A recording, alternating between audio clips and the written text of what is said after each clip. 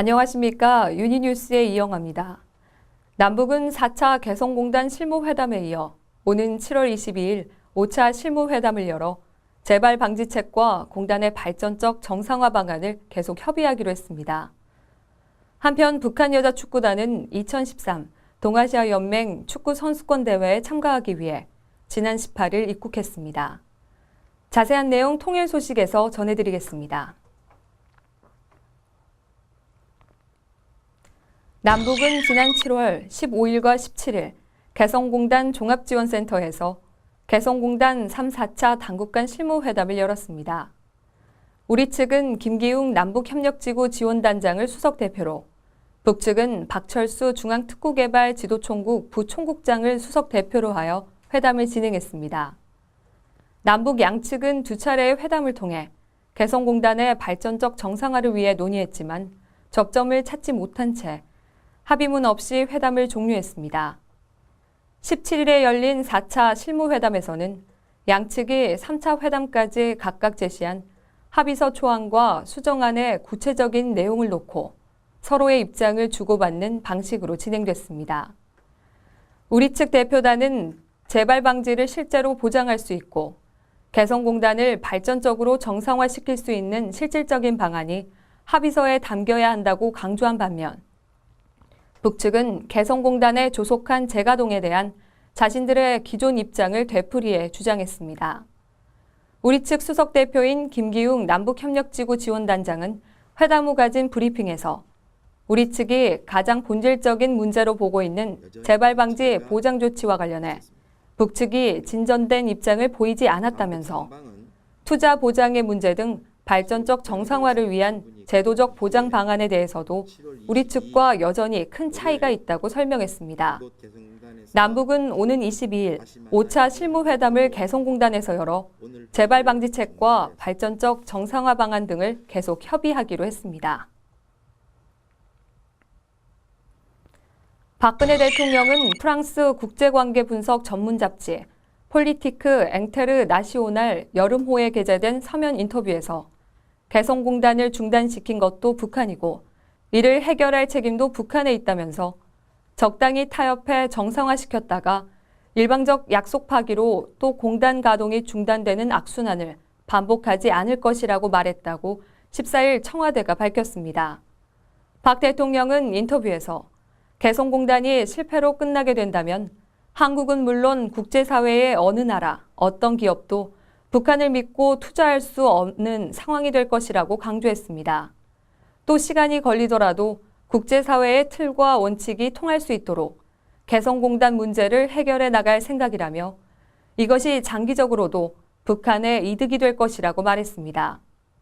박 대통령은 이어 북한이 진정으로 변화된 자세를 보여준다면 국제사회와의 협력 속에 개성공단의 국제화를 추진해 보다 안정적으로 개성공단을 발전시켜 나갈 계획도 갖고 있다면서 그렇게 될 때 공동 번영을 위한 토대를 구축해 나갈 수 있다고 덧붙였습니다.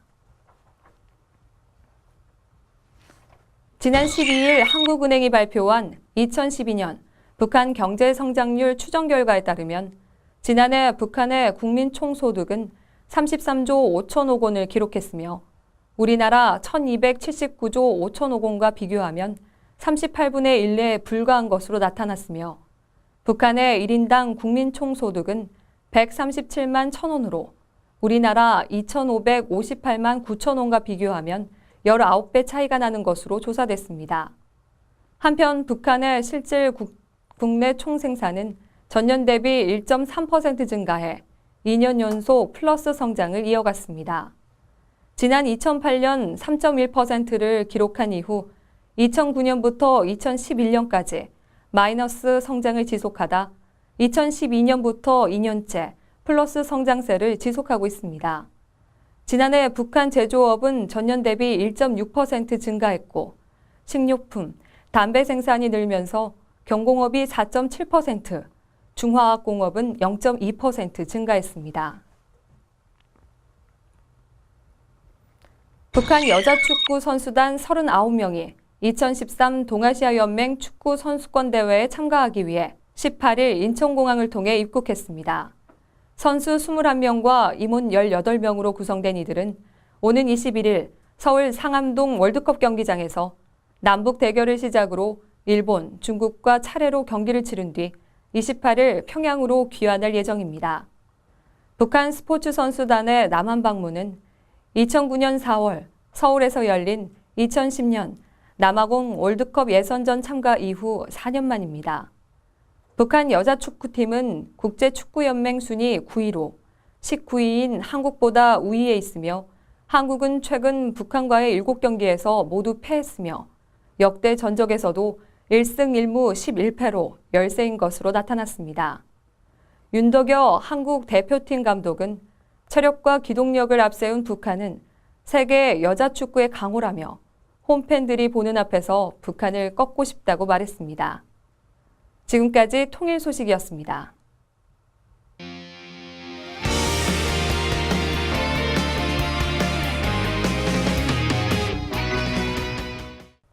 관련법 개정으로 탈북민에 대한 취업 보호 기간이 1년 더 연장된 가운데 지난 12일 통일부와 여성가족부가 우리 사회에 있는 탈북민의 안정적 정착을 위해 협력하기로 했습니다.